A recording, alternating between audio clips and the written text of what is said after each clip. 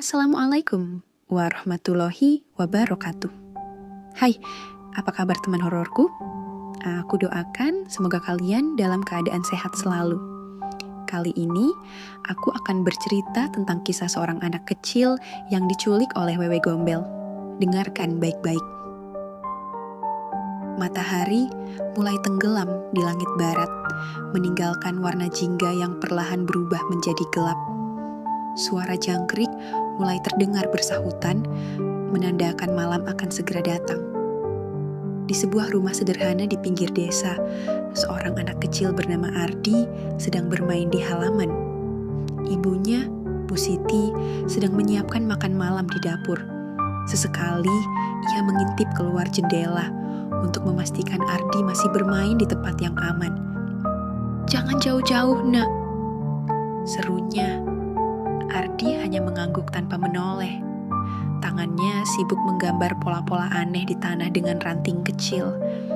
Angin mulai berhembus lebih kencang.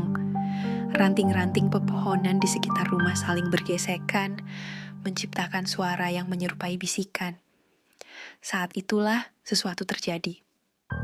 Ardi merasa ada yang memperhatikannya dari balik pohon besar di dekat pagar rumahnya. Di antara bayangan pepohonan yang semakin gelap, ada sesuatu yang berdiri diam. Sosok itu tinggi, dengan rambut panjang yang menjuntai hingga tanah. Matanya bulat besar, bersinar redup seperti bara api di tengah kegelapan. Ardi ingin lari ke dalam rumah, tetapi tubuhnya terasa kaku. Sosok itu perlahan bergerak. Tangannya yang panjang menjulur ke depan, seakan-akan hendak meraih sesuatu. Lalu, dengan suara serak yang menyerupai angin yang berbisik, ia memanggil pelan. "Ardi, kemarilah." Tubuh kecil Ardi mulai gemetar. Lalu, semuanya menjadi gelap. Bu Siti keluar dari dapur setelah menata hidangan di meja makan. "Ardi, ayo masuk. Sudah waktunya makan." Tidak ada jawaban. Ia melangkah keluar rumah, melihat ke halaman yang tadi digunakan Ardi bermain. Kosong. "Ardi?" Suara panggilannya sedikit meninggi. Hanya suara jangkrik yang menjawab. Bu Siti mulai panik. Ia berlari ke arah pohon tempat Ardi tadi bermain. Tidak ada siapa-siapa. Tapi ada sesuatu yang aneh di tanah. Jejak kaki kecil Ardi terlihat berakhir begitu saja, seolah-olah anak itu menghilang di udara. Jantung Bu Siti berdegup kencang. Tiba-tiba terdengar suara cekikikan di kejauhan, suara perempuan, tetapi bukan suara manusia biasa. Bu Siti segera berlari ke rumah Pak RT. Dengan suara gemetar, ia memberitahu bahwa Ardi hilang. Dalam waktu singkat, warga desa berkumpul membawa obor dan senter. Mereka menyusuri halaman, kebun, hingga jalan setapak menuju hutan kecil di ujung desa. Beberapa orang berseru memanggil nama Ardi, tetapi tak ada jawaban. Yang terdengar hanyalah suara angin yang berhembus aneh, membawa bisikan samar yang terdengar seperti suara tawa. Beberapa orang mulai bergidik. Seorang kakek tua Pak Karto berbisik dengan nada serius, "Jangan-jangan wewe gombel yang membawanya." Seorang ibu yang mendengar itu langsung memeluk anaknya erat. Tak ada yang berani mengatakannya dengan lantang, tetapi semua orang mulai memikirkan hal yang sama. Jika benar wewe gombel yang menculik Ardi, maka mereka harus bertindak cepat. Karena jika terlambat, anak itu mungkin tidak akan kembali. Di dekat batas hutan, Pak Karto menunjuk sesuatu di tanah. Jejak kaki kecil, dan di sampingnya ada bekas telapak tangan yang lebih besar. Bekas itu bukan tangan manusia. Jemarinya panjang, kukunya mencakar tanah, seolah-olah telah menyeret sesuatu. Suasana semakin mencekam. Lihat ke atas. Bisik salah seorang warga dengan suara bergetar. Mereka semua mendongak. Di antara cabang-cabang pohon yang lebat, sesuatu menggantung. Seperti kain putih yang kusut, melilit cabang seperti sarang laba-laba raksasa. Dan di dalamnya ada sesuatu yang bergerak. Pak Karto berpegangan pada tongkatnya. Ardi mungkin ada di sana. Tapi sebelum ada yang sempat bertindak, angin tiba-tiba berhembus kencang. Dan dari dalam kegelapan hutan, terdengar suara tertawa yang nyaring menusuk telinga. Itu adalah suara Wewe Gombel. Langit yang tadi hanya gelap, kini mulai bergemuruh. Awan pekat menggantung rendah di atas desa, membawa hawa dingin yang merayap ke tulang. Beberapa warga menyalakan obor, tetapi angin kencang membuat api bergoyang liar dan hampir padam. Hujan mulai turun. Tetesan pertama jatuh ringan, membasahi tanah kering. Namun, hanya dalam hitungan menit, langit seperti pecah. Air turun deras, membasahi segala yang ada di bawahnya. Pencarian Ardi kini menjadi semakin sulit. Baju mereka basah kuyup, tanah berubah menjadi lumpur, dan setiap langkah terasa semakin berat. Di antara suara gemuruh hujan, suara itu kembali terdengar. Tawa melengking, terkadang jauh, terkadang terasa sangat dekat. Seolah-olah ada sesuatu yang mengintai dari balik kegelapan, menertawakan usaha mereka yang sia-sia. Pak Karto menunjuk ke atas, ke arah kain putih yang kusut dan menggantung di antara cabang-cabang pohon besar di tepi hutan. Itu bukan kain biasa, bisiknya. Itu adalah sarang Wewe Gombel. Beberapa warga mulai ketakutan. Tidak ada yang berani mendekat. Namun, Bu Siti tidak peduli. Dia menerobos hujan, berlari ke bawah pohon sambil berteriak, "Ardi! Ardi!" Namun, tidak ada jawaban. Hanya suara hujan yang menghantam dedaunan dan suara langkah kaki di tanah yang becek. Tiba-tiba, di antara gemuruh petir, ada sesuatu yang bergerak di atas pohon. Sosok itu besar.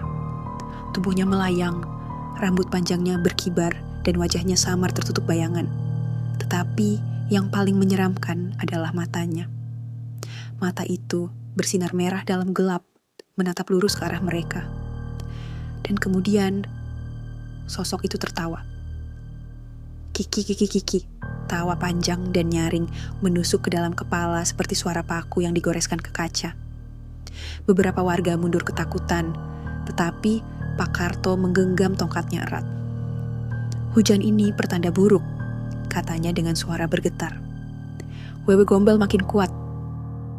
Hujan deras membuat tanah berlumpur, tetapi sesuatu terlihat di permukaannya, jejak kaki kecil. Jejak itu tidak biasa. Tidak ada pola berpasangan seperti jejak anak yang berjalan normal. Yang ada hanyalah jejak kaki kecil yang tersebar acak, seperti anak itu diseret atau ditarik paksa. Bu Siti berlari ke arah jejak itu. Dia mengikutinya, semakin jauh ke dalam hutan, tanpa peduli bajunya sudah basah kuyup dan kakinya nyaris terbenam dalam lumpur. Tapi jejak itu berhenti di depan sebuah gundukan tanah besar yang tertutup akar-akar pohon. Ada sesuatu di sana.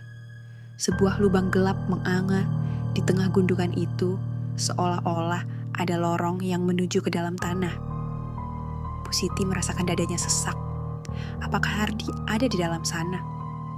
Sementara di tempat lain, Ardi membuka matanya. Di sekelilingnya, semuanya gelap dan basah. Bau tanah bercampur dengan aroma busuk yang menusuk hidung. Ia mencoba bergerak, tetapi tubuhnya lemah. Ketika petir menyambar di luar, kilatan cahaya sebentar menerangi ruangan itu. Di depannya ada sebuah piring kayu, dan di atas piring itu ada sesuatu yang menggeliat. Cacing-cacing tanah, gemuk dan panjang, melata di atas piring. Ardi ingin muntah, tapi suara serak di belakangnya berkata dengan lembut, "Makanlah, nak. Ini makanan yang baik untukmu."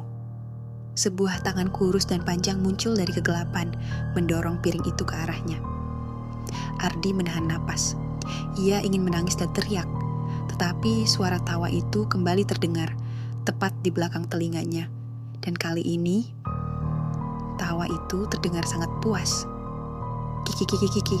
Hujan masih mengguyur desa tanpa henti. Petir sesekali menyambar, menyinari langit gelap dengan cahaya putih yang menyilaukan. dalam hutan, air mengalir deras di antara akar-akar pohon, membentuk sungai kecil yang berlumpur. Di depan sebuah gundukan tanah besar, Bu Siti berdiri dengan napas tersengal. Tangannya gemetar dengan tubuhnya yang basah kuyup. Pak Karto yang berdiri tak jauh darinya menatap lubang hitam di gundukan itu dengan raut wajah serius. Kalau benar ini sarang wewe gombel, kita harus hati-hati. Beberapa warga yang membawa obor menunduk, berusaha melihat ke dalam lubang itu. Tetapi semakin mereka menatap, semakin terasa seolah-olah kegelapan di dalamnya seperti menghisap cahaya. Seperti ada sesuatu yang menunggu di dalam sana. Dan tiba-tiba terdengar suara. Itu seperti suara Ardi. Ibu, suara kecil itu hampir tak terdengar, tenggelam dalam suara hujan. Bu Siti langsung tersentak. Ardi, ibu di sini. Tetapi sebelum ia mendekat, Pak Karto menahan tangannya. Tunggu, bisa saja itu jebakan, bisiknya. Namun, Bu Siti tak peduli. Ia melangkah maju, kakinya nyaris terpeleset di tanah becek. Suara itu terdengar lagi, kali ini lebih jelas. Ibu, tolong. Bu Siti tidak ragu lagi. Dengan tekad yang kuat, ia merangkak masuk ke dalam lubang. Begitu tubuhnya mulai masuk, hawa dingin langsung menyergapnya.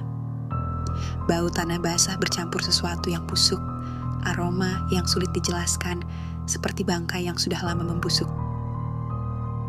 Semakin jauh ia masuk, semakin gelap suasananya. Nafasnya memburu, dadanya sesak. Ia meraba-raba dinding tanah yang lembab mencoba mencari pegangan. Di belakangnya, beberapa warga juga ikut masuk membawa senter dan obor. Tetapi anehnya, cahaya senter mereka tidak bisa menembus jauh. Mereka merangkak lebih dalam. Lorong itu terasa seperti tidak ada ujungnya. Kemudian, sesuatu terjadi. Lorong yang awalnya sempit tiba-tiba melebar. Mereka kini berada di sebuah ruang besar, seperti gua di bawah tanah. Di langit-langit gua, akar-akar pohon menggantung seperti jaring laba-laba. Tanah di bawah kaki mereka terasa lunak. Mereka seperti berjalan di atas sesuatu yang bukan tanah biasa. Dan di sekeliling mereka, terlihat puluhan mata bersinar dalam gelap. Pak Karto menelan ludah. Ya Tuhan, dari dalam bayangan muncul sosok-sosok kecil, anak-anak, tapi mereka tidak seperti anak biasa.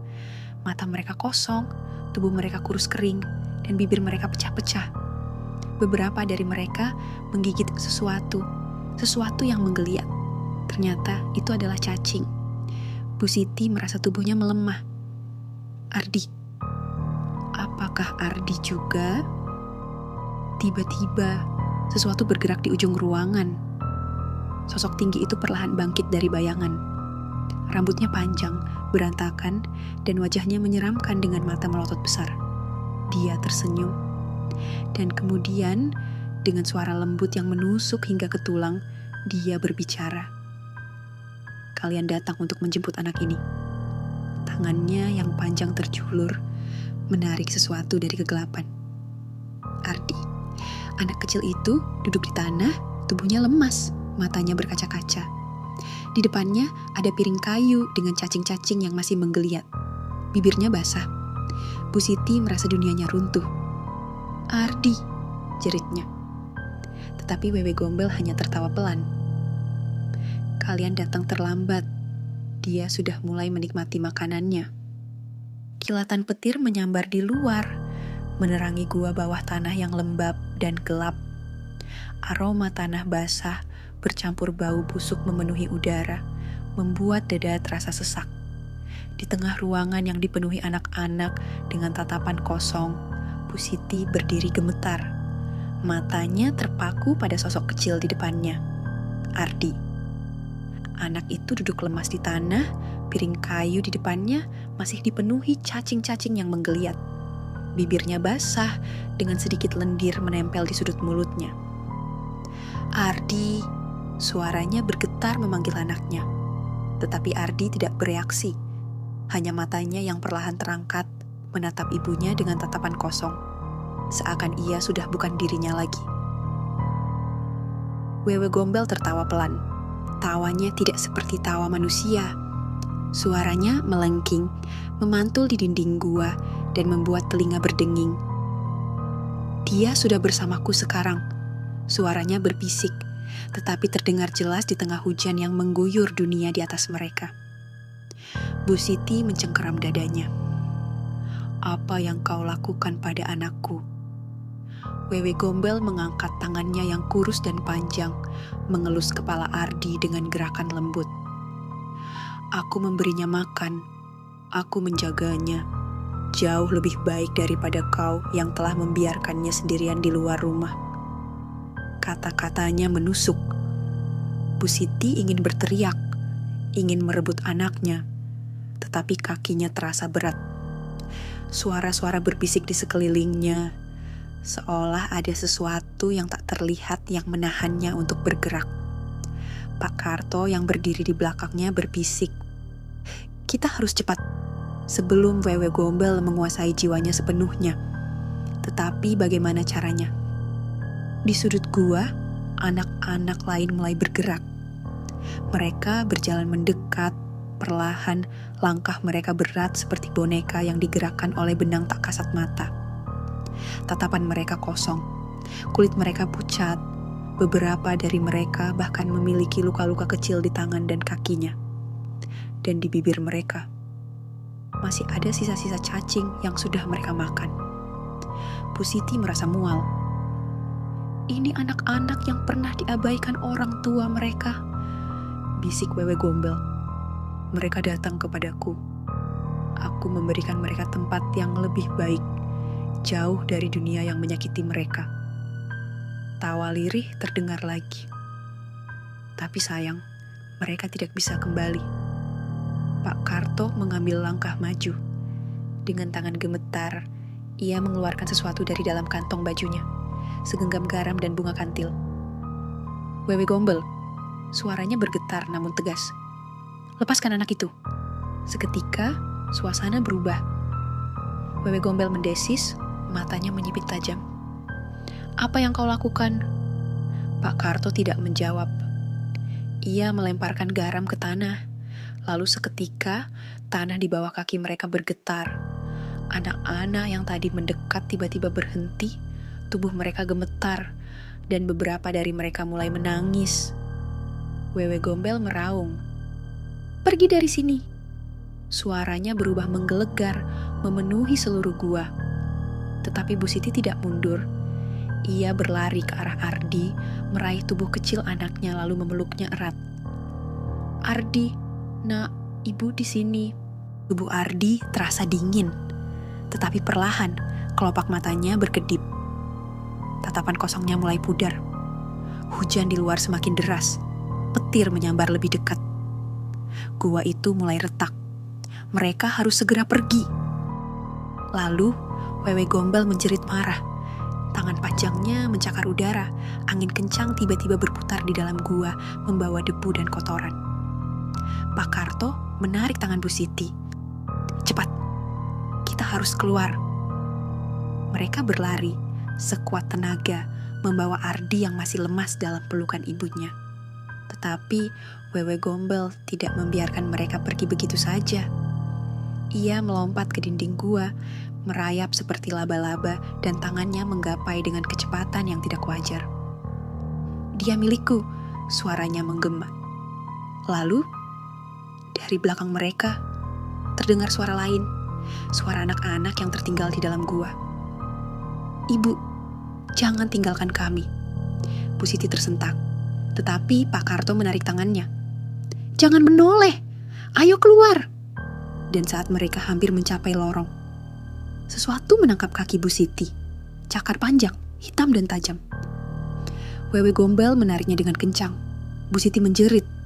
Ardi berteriak memanggil ibunya. Lalu Pak Karto mencoba menariknya kembali. Tetapi Wewe Gombel semakin kuat. Hujan masih deras, gua itu pun mulai runtuh. Dan di tengah semua kekacauan itu, terdengar tawa melengking Wewe Gombel. Tawa kemenangan. Kiki kiki kiki. Petir menggelegar di langit, menyinari gua yang semakin goyah. Hujan deras masih mengguyur dunia di atas mereka. Tetapi di dalam tanah, pertempuran sedang berlangsung. Bu Siti meronta sekuat tenaga. Cakar hitam Wewe Gombel mencengkeram kakinya dan menariknya kembali ke dalam kegelapan. Tawa menyeramkan terdengar di sekeliling mereka, bercampur dengan suara gemuruh tanah yang mulai runtuh. Pak Karto berusaha menarik Bu Siti, tetapi kekuatan Wewe Gombel terlalu besar. Dan di belakang mereka, puluhan anak dengan mata kosong mulai mendekat. Mereka merintih. "Ibu, jangan tinggalkan kami." Bu Siti menoleh, matanya berkaca-kaca. Anak-anak itu banyak sekali. Mereka bukan hanya korban Wewe Gombel. Mereka adalah anak-anak yang pernah diabaikan, dilupakan, atau dibiarkan sendiri dalam kesedihan. Dan sekarang mereka terjebak di antara dua dunia. Di antara suara hujan dan petir, Bu Siti berbisik, "Maafkan aku." Tetapi ia tidak bisa tinggal. Ia harus menyelamatkan Ardi. Dengan sisa tenaga yang ada, ia menendang tangan Wewe Gombel yang mencengkeramnya. Cakaran tajam itu melukai kulitnya. Namun akhirnya ia berhasil melepaskan diri. Pak Karto menariknya. Mereka berlari keluar lorong.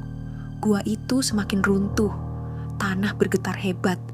Batu-batu besar mulai jatuh. Wewe Gombel mengeluarkan jeritan nyaring. Suaranya penuh dengan kemarahan. Dan saat mereka hampir mencapai pintu keluar, sesuatu yang mengerikan terjadi. Ardi yang berada dalam gendongan Bu Siti tiba-tiba menggeliat. Tubuhnya terasa lebih berat. Dan saat Bu Siti melihat wajah anaknya, tatapan Ardi kini kosong kembali. Tidak ada kehidupan di sana. Bu Siti menahan napas, seperti ada sesuatu yang salah. Ardi tiba-tiba tersenyum kecil, tetapi senyuman itu bukan miliknya. Senyuman itu milik sesuatu yang lain. Suara lirih keluar dari bibirnya. "Kau pikir kau bisa membawanya kembali?" Bu Siti terdiam. Suaranya itu bukanlah suara Ardi. Wewe Gombel telah masuk ke dalam tubuhnya.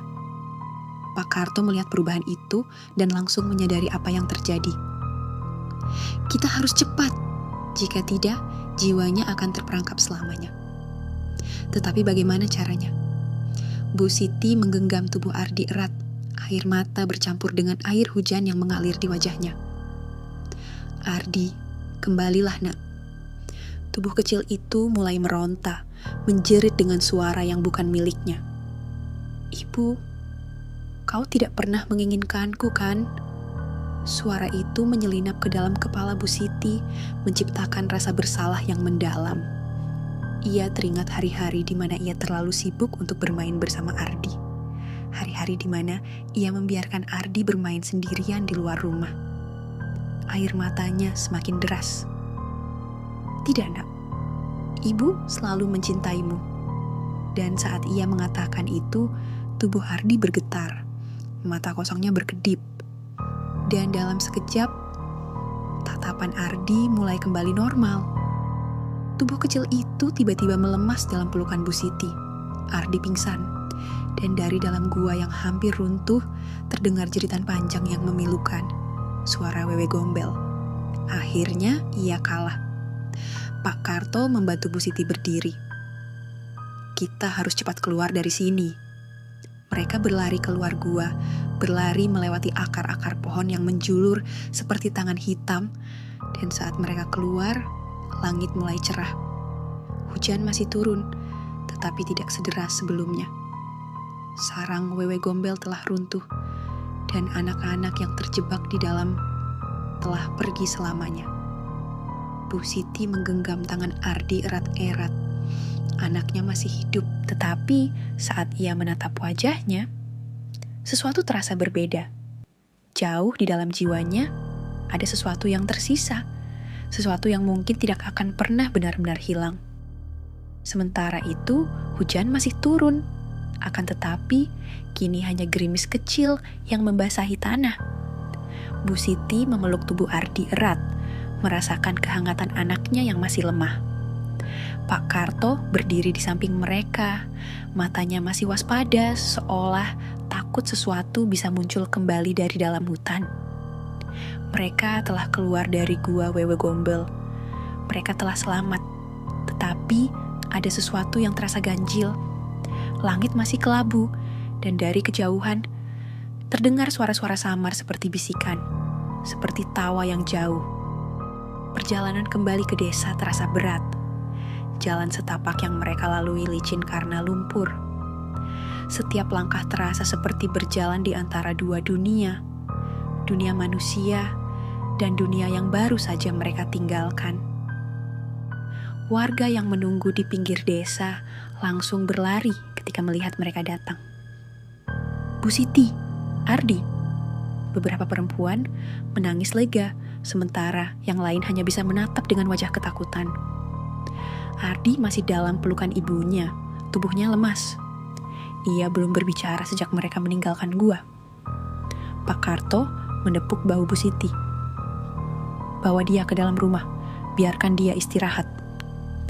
Bu Siti mengangguk, tetapi saat ia melewati warga, ia bisa merasakan tatapan mereka yang penuh dengan ketakutan. Tatapan yang bukan hanya khawatir, tapi juga waspada. Seolah mereka tahu sesuatu yang belum Bu Siti sadari. Malam harinya, Ardi tidur dengan tenang. Bu Siti duduk di sampingnya sambil memegangi tangannya. Dada anaknya naik turun perlahan, tetapi ada sesuatu yang mengganggu pikiran Bu Siti. Sesuatu yang tidak bisa ia jelaskan. Pak Karto duduk di ruang depan, menunggu dengan cemas. Bu, kalau ada yang aneh, langsung panggil saya aja. Bu Siti hanya mengangguk. Malam semakin larut. Dan di luar, hujan mulai turun lagi. Dalam tidurnya, Ardi mulai bergerak gelisah. Kelopak matanya berkedut. Bibirnya sedikit bergerak dan seperti berbisik sesuatu. Bu Siti menunduk, mencoba mendengar. Dan saat itulah Ardi berbisik dalam tidurnya. Ibu, aku masih lapar. Bu Siti kaget. Suara itu bukan suara Ardi. Tangannya bergetar. Ia mencoba membangunkan anaknya. Ardi, bangun nak. Ardi hanya terdiam. Kelopak matanya perlahan terbuka. Mata itu tidak sama seperti sebelumnya. Ada sesuatu yang bersembunyi di balik tatapannya. Ardi menatap ibunya dalam-dalam. Kemudian, perlahan, senyumnya muncul. Tetapi senyum itu bukanlah senyum anak kecil biasa. Senyum itu terlalu lebar, terlalu dingin. Di luar, di tengah pekarangan rumah, ada sesuatu yang berdiri di balik pepohonan. Rambutnya panjang dan berantakan, dan matanya melotot dari dalam kegelapan. Wewe Gombel, ia masih ada di sana. Ia tidak pernah pergi. Ia masih mengawasi sesuatu yang tidak akan pernah bisa dihilangkan. Dan dalam keheningan yang mencekam, terdengar suara pelan dari bibir kecil Ardi. Bisikan halus, "Aku masih lapar, Bu." Terima kasih telah menemani kami dalam perjalanan mencekam ini. Jika cerita ini membuat kalian merinding, jangan lupa untuk like, komen, dan subscribe. Kami selalu menunggu cerita horor seram dari kalian. Tulis di kolom komentar atau kirimkan ke email kami ya. Sampai jumpa di cerita berikutnya. Dan selalu ingat, kegelapan tidak pernah tidur.